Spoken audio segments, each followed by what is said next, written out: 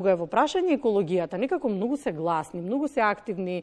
Go Green го прават веќе извесен период таа иницијатива, тоа потикнување на младите да се вклучат се повеќе за подигнување на јавната свест. Со Мила Јовановска од Go Green зборуваме за тоа дека младите испратија иницијатива и го покрена прашањето и свеста колку ни е потребно и каде ни е потребно зеленило во главниот град. Добро утро.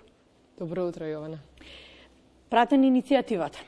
Ајде од главното. Иницијативата е пратена, треба зеленило, јасно е дека треба зеленило. Конкретно во иницијативата, каде стои дека е неопходно зеленило? Така, ајде, прво јас би се вратила еден чекор поназад. Значи, Сдруженијето 13 години веќе работи со младите, не само на едукација, туку и на активирање, нивно граѓанско вклучување во заедниците каде што живеат. И така, пред 3 години почнавме да ги директно вклучуваме и да ги мотивираме да испратат нивни иницијативи, предлози, идеи, барања до општините во каде што тие живеат.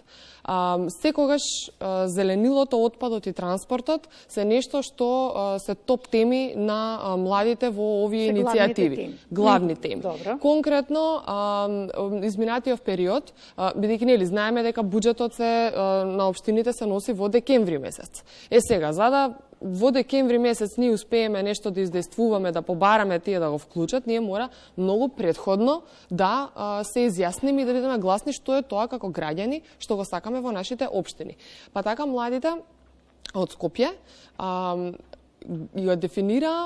го дефинира булеварот Трета македонска бригада, кој се протега од Лисиче, крстот аеродром, па се до нели крстосницата аеродром кон Лисиче. Тој булевар. Така, добро. Бидејќи таму доби нов лик конечно, кој да речеме немаше тротари, кој сега има тротари, но од друга страна, ако можностите се поинакви, се занемари она што живот значи. Нема зеленило, нема дрвја. А тука имаме на тој потек имаме околу 7 училишта, средни, основни, па дури и факултет, на кои што младите дали од автобус до училиште, дали на одмор за ужинка, дали кога доаѓаат на училиште или се заминуваат училиште со велосипед или пешки, едноставно немаат добри услови кога станува збор особено за летниот период, бидејќи нели дрвјата не ни се само за да ни го украсуваат дворот и градот или па да го чистат воздухот. Тие се тука имаат многу повеќе намени. Во оваа конкретна иницијатива тоа беше за да се овозможат подобри услови, односно сенки за микромобилност, за велосипеди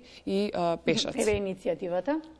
Ова се конкретно младите во Гостивар кои што исто така бараат подобри услови за микромобилност. Добро, ја поднесовте иницијативата и до каде е сега?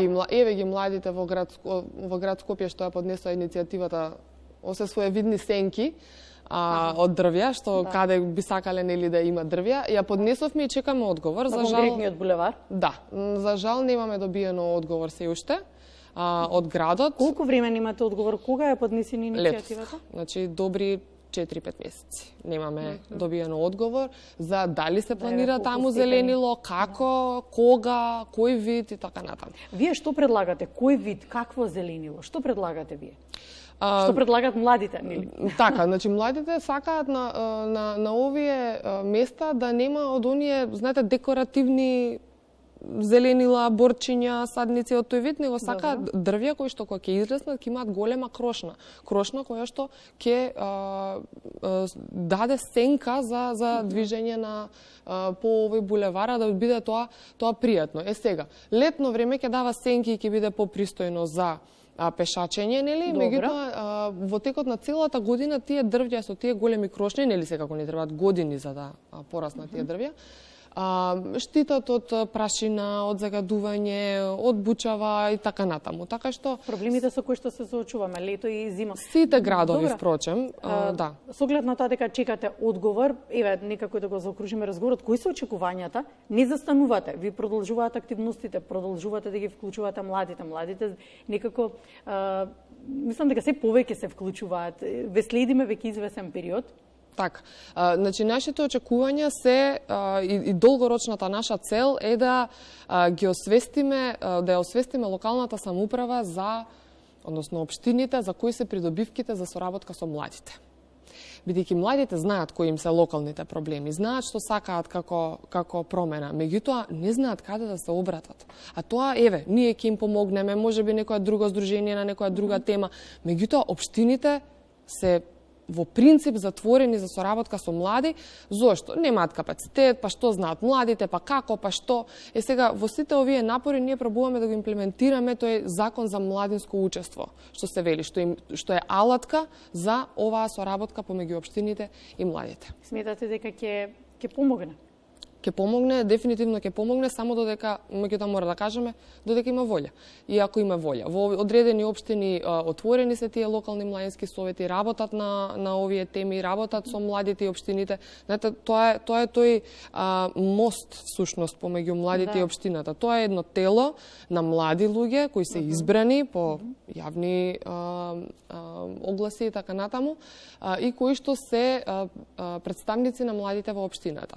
Тие се тие што всушност треба да ги соберат овие барања и да ги дадат на советот на градот или на општината за разгледување. Да одат со различните оделенија, нели... И да не заглавува во административни лавиринти, како што до сега се случува.